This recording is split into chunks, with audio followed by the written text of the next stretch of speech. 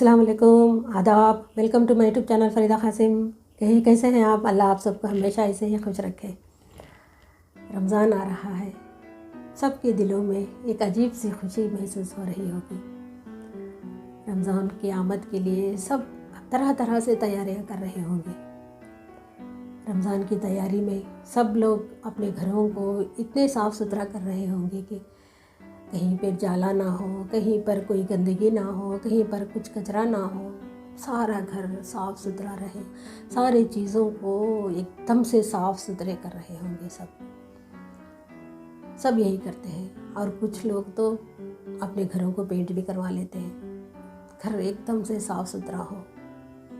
और रमज़ान के लिए खजूरें ला लेते हैं, कुछ इफ्तारी के लिए, कुछ सहरी के लिए, तरह तरह की चीज़ें ख़रीद कर ला लेते हैं। रमज़ान की तैयारी इस तरह से की जाती है।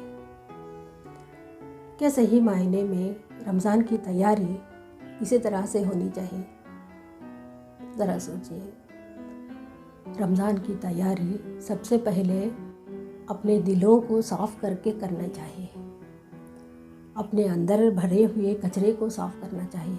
सबसे पहले हमारे अंदर, हमारे दिलों में जो बुग़्ज़, जो कीना, जो झूठ, जो गंदगी, जो कुछ भरा पड़ा है हमारे अंदर, जो कचरा भरा पड़ा है, किसी के लिए बुरी सोच, किसी के लिए बदगुमानी, किसी के लिए कुछ ऐसे चीज़ें भरे पड़े हुए हैं हमारे अंदर। सबसे पहले इन चीज़ों को बाहर निकाल फेंकनी चाहिए। हमें इस कचरे को निकालना चाहिए। हमारे अंदर जो भरा पड़ा हुआ है, ये हमारे दिलों में दूसरों के लिए नफ़रतें, बदतमीज़ें, दूसरों के लिए गुस्सा, माँ बाप के लिए नाफरमानी, ऐसे कुछ चीज़ें हमारे अंदर भरे पड़े हुए ना।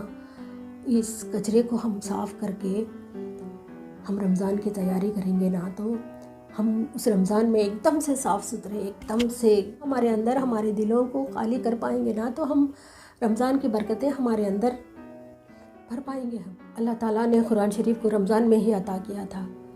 रमज़ान में ही हमें इल्म मिला था। रमज़ान में इल्म मिलता है हमें। रमज़ान में हमें ये मिलता है कि हमें कैसे भूख को बर्दाश्त करने चाहिए। भूख की बर्दाश्त हमें ये सिखाती है कि हमें हर चीज़ को किस तरह से बर्दाश्त करनी चाहिए अल्लाह के भरोसे। और हमें ये सिखाती है कि हमें नमाज के पाबंद कैसे होने चाहिए, हम कुरान शरीफ की तिलावत करनी चाहिए, हम लोगों की मदद करनी चाहिए, हमें सब्र करना चाहिए। सब्र की सीख मिलती है हमें सब कुछ रमज़ान में सीखने को मिलता है। सब कुछ मिलता है और उस सब की बरकतें भी मिलती हैं हमें, इतने नेकियां भी मिलते हैं हमें। वो सब कुछ हमें हासिल करना चाहिए। इससे पहले हमें हमारे दिलों को साफ़ करना चाहिए। हमारे अंदर भरे पड़े हुए, हमारे दिलों में भरे पड़े हुए सारे कचरे को बाहर निकाल कर फेंकनी चाहिए रमज़ान के आने से पहले। अगर कोई हमारे साथ बुरा किया है, अगर कुछ गलत किया है, तो उसे माफ़ करना चाहिए। अगर हमारी वजह से किसी का दिल दुखा हो, हमारे बड़ों का, हमारे माँ बाप का दिल दुखा हो, तो हमें माफ़ी मांग लेनी चाहिए। अगर आप बड़े हैं तो बच्चों को माफ़ कर देनी चाहिए। दिल से माफ़ कर दीजिए। रमज़ान की सारी बरकतें हासिल कर लीजिए। मैं यही कहना चाहती हूँ। रमज़ान में इल्म मिलता है। इसमें इल्म को हमारे अंदर भरने के लिए हमारे अंदर भरे हुए कचरे को पहले बाहर फेंक दें। बार बार कह रही हूँ, इस बात का ख्याल रखें। और एक बात बताती हूँ। एक बार हज़रत मोहम्मद सल्लल्लाहु अलैहि वसल्लम मिंबर की सीढ़ियाँ चढ़ रहे थे। उन्होंने पहली सीढ़ी पर कदम रखा और आमीन कहा, और दूसरी सीढ़ी पर कदम रखा, फिर आमीन कहा, फिर तीसरी सीढ़ी पर उन्होंने कदम रखा, फिर आमीन कहा। 3 बार उन्होंने आमीन आमीन आमीन कहा। ये सब वहाँ पर बैठे हुए सारे सहाबा सुन लिए। और फिर हज़रत मोहम्मद सल्लल्लाहु अलैहि वसल्लम से उन्होंने पूछा कि या रसूलल्लाह, ये बताइए कि आपने इन सीढ़ियों पर चढ़ते हुए 3 सीढ़ियों पर 3 आमीन क्यों कहा? तो उन्होंने ये जवाब दिए कि जब मैं मिंबर की सीढ़ियाँ चढ़ रहा था اس وقت حضرت جبرائیل علیہ السلام آ گئے تھے اور میرے کان میں کچھ کہہ رہے تھے. جب میں پہلی سیڑھی چڑھ رہا تھا تو جبرائیل علیہ السلام یہ کہا کہ کوئی انسان اس کے ماں باپ کو بوڑھے حالت میں پالے اور ان کی خدمت نہ کرے، ان کی نافرمانی کرے، ان کے ساتھ بدتمیزی کرے تو ایسی شخص پر اللہ تعالیٰ کی لعنت ہے، اور کہیے آپ آمین. تو حضرت رسول اللہ اس وقت آمین کہا. میں نے اسی لیے آمین کہا تھا، مجھ سے آمین کہلایا گیا. یہ کہا انہوں نے. پھر دوسری سیڑھی پر انہوں نے قدم رکھا.